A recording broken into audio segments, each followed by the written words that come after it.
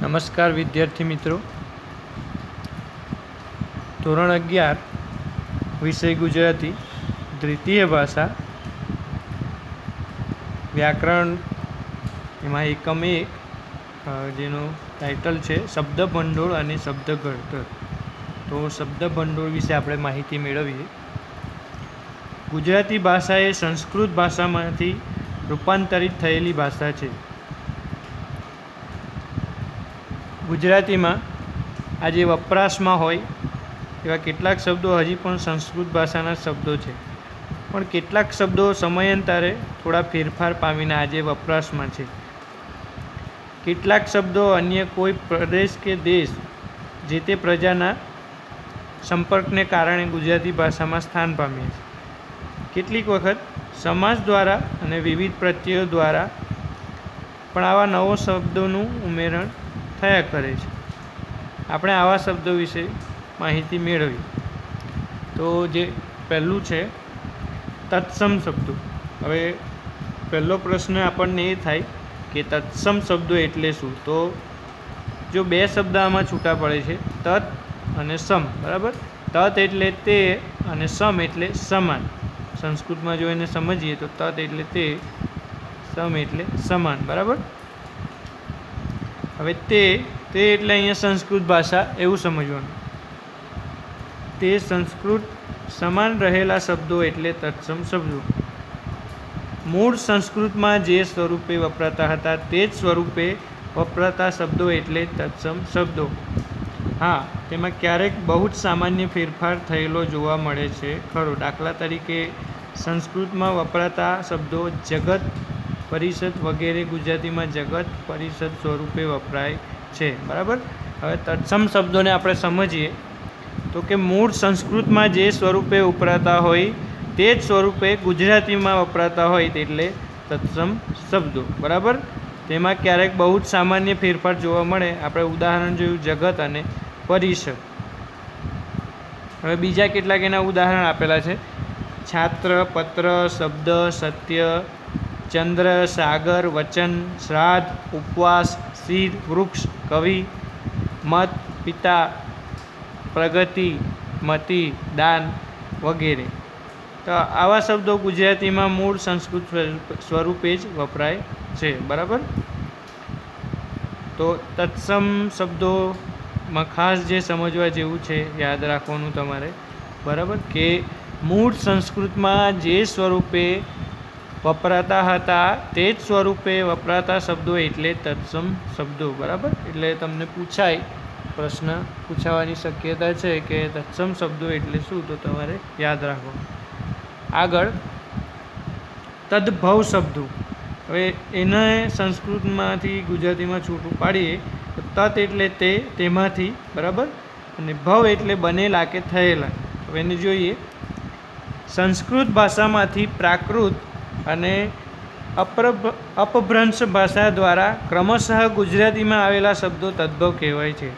બરાબર, સંસ્કૃતમાંથી પ્રાકૃત, પ્રાકૃતમાંથી અપભ્રંશ અને આ ભાષાઓ દ્વારા ક્રમશઃ ગુજરાતીમાં આવેલા શબ્દો તદ્ભવ કહેવાય છે. બરાબર, એટલે કે જે સંસ્કૃતમાં હતા એ પ્રાકૃત ભાષામાં આવ્યા, પ્રાકૃત ભાષામાં હતા એ અપભ્રંશ ભાષામાં આવ્યા, અને ત્યાર પછી એવા સીધા ને સીધા ગુજરાતીમાં આવ્યા, એને તદ્ભવ શબ્દ કહેવાય છે. એનું મૂળ સંસ્કૃત ભાષામાં જ હોય છે, પણ તેમાં લેખન ને ઉચ્ચારણની દ્રષ્ટિએ થોડો કે વધારે ફેરફાર થયેલો હોય છે. દાખલા તરીકે અહીંયા ઉદાહરણ આપેલા છે તો કે સૂર્ય, સૂરજ, હસ્ત, હાથ, કજ્જલ, કાજલ, અરણ્ય, જંગલ, કર્ણ, કાન, ઓમકાર, કુંભાર, ઋતમ એટલે ઘી, વધુ, વહુ, બટુક એટલે બાળક, બળવો, વટ તો કે ગુજરાતીમાં વડ, હાનિ તો ગુજરાતીમાં તદ્ભવ થઈને આવેલો ખોટ શબ્દ છે. ઔષધમ એટલે તદ્ભવ થઈને ઔષધ શબ્દ આવેલો છે. બરાબર, તો આ છે તદ્ભવ શબ્દો. એટલે તમારે ખાસ યાદ રાખવાનું કે સંસ્કૃતમાંથી પ્રાકૃતમાં, પ્રાકૃતમાંથી અપભ્રંશમાં અને તેમાંથી ગુજરાતીમાં જે આવેલા શબ્દો છે એ તદ્ભવ શબ્દ છે. બરાબર, પછી એમાં લેખન ઉચ્ચારણની દ્રષ્ટિએ થોડો ફેરફાર જોવા મળે છે. ત્રીજું છે દેશીય શબ્દો. તો હવે દેશીય શબ્દોને સમજીએ.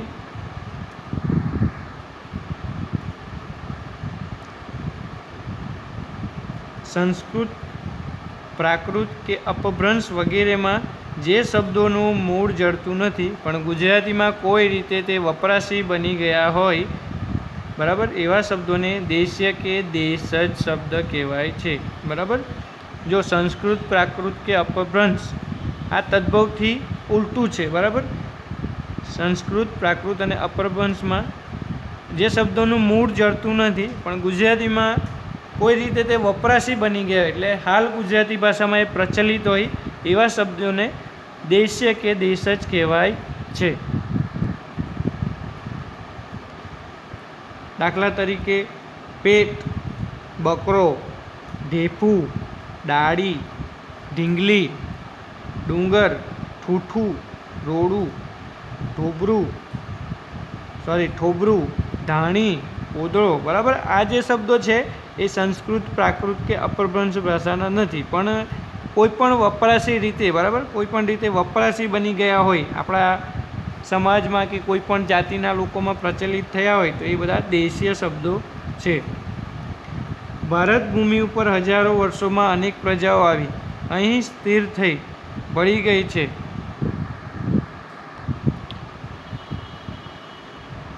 શક્ય છે કે આ દ્રશ્ય શબ્દો આર્યેતર શબ્દો હોય, એટલે બની શકે કે આ જે દેશીય કે દ્રશ્ય શબ્દ કે દેશજ શબ્દ છે એ આર્યો પહેલાંના શબ્દો હોઈ શકે. બરાબર.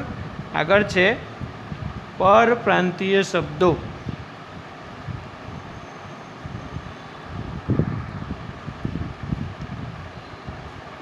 અર્વાચીન ભારતીય ભાષાઓમાંથી ગુજરાતીમાં વપરાશી બનેલા પણ ઘણા શબ્દો છે. ભારતના જુદા જુદા રાજ્યો, પ્રાંતોમાં વસતી પ્રજા જ્યારે એકબીજાના સંપર્કમાં આવે છે ત્યારે તેમના શબ્દોનું આદાન પ્રદાન થતું હોય છે. આવા શબ્દો પછીથી ધીરે ધીરે ભાષામાં પોતાનું કાયમી સ્થાન મેળવે છે. વળી આ શાળાઓમાં પણ બાળકો એકથી વધારે ભાષા ભણે છે. બરાબર છે. તેઓ ઘણીવાર અન્ય ભાષાના શબ્દોનો ઉપયોગ કરે છે.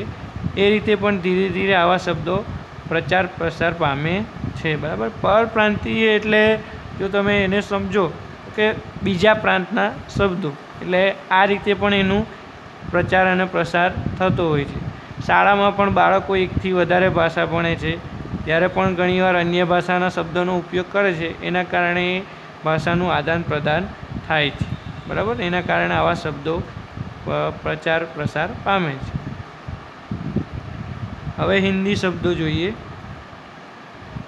કમ એટલે ઓછું, બુઢા, ગઢો, જિંદગી, બત્તી, આબાદી, તમન્ના, મંજિલ, સુહાગ, આપ, પ્યાર, શુક્રિયા, પનિહેરી.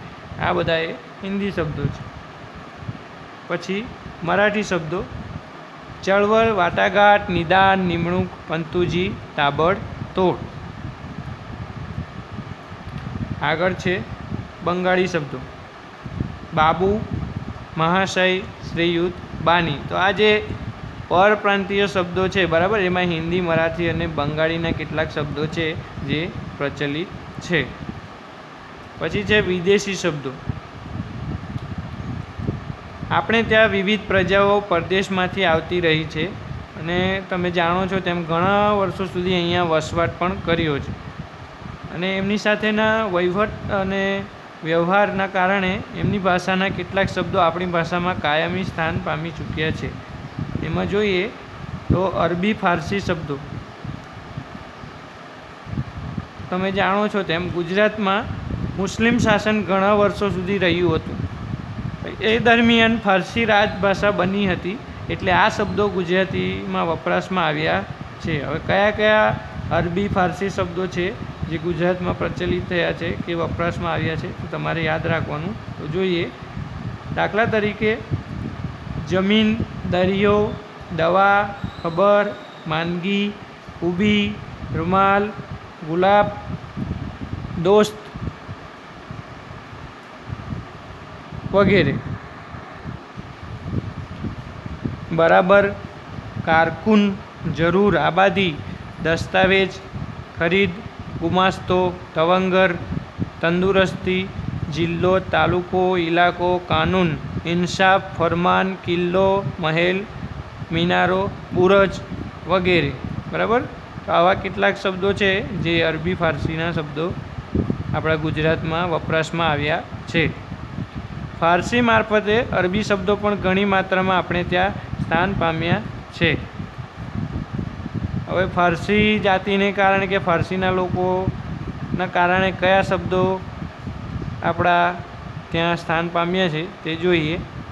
અવાજ, અંજીર, આબાદ, ફોજદાર, મામલતદાર, અદાલત, જલ્દી, સહી, પડદો, વીમો, લગામ, તબિયત, અનામત, અફવા, આબેહુ વગેરે. બરાબર. તો આવા કેટલાક અરબી ફારસી શબ્દો છે. આગળ જોઈએ અંગ્રેજી શબ્દ.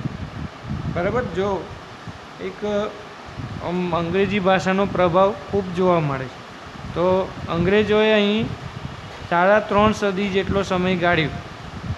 તો એ દરમિયાન અંગ્રેજી ભાષામાં રહેલા અઢળક શબ્દો આપણે ત્યાં ચલણમાં સ્થાન પામતા રહીએ. આજે તો કેટલાક અંગ્રેજી શબ્દોનું ગુજરાતી આપણને તદ્દન અજાણ્યું લાગે એવી રીતે શબ્દોની ગુજરાતીમાં સ્થાન જમાવ્યું છે. બરાબર. Table, station, ticket, rail, office, doctor, bank, hall, hotel, radio, photo, court, sonnet, tragedy, ice cream, album, engine, tiffin, cricket, police. જો પોલીસ અને પોલીસમાં ફરક છે એટલે આ ઉચ્ચારણ દોષ અહીંયા તમે જોઈ શકો. ઉચ્ચારણ શુદ્ધિ અહીંયા ખાસ જોઈએ, નહીં તો પોલીસ સરખું વંચાય નહીં. આ પોલીસ છે અને આ પોલીસ છે. બરાબર. Meeting, report, society, surgeon, slipper, watchman, school, bus, certificate, stopper, handle, picture, degree, notice, cheque, jail, blouse, register, university, list, loan, secretary, bread, boarding વગેરે જે અંગ્રેજી શબ્દો છે ગુજરાતીમાં જોવા મળે છે. Thank you.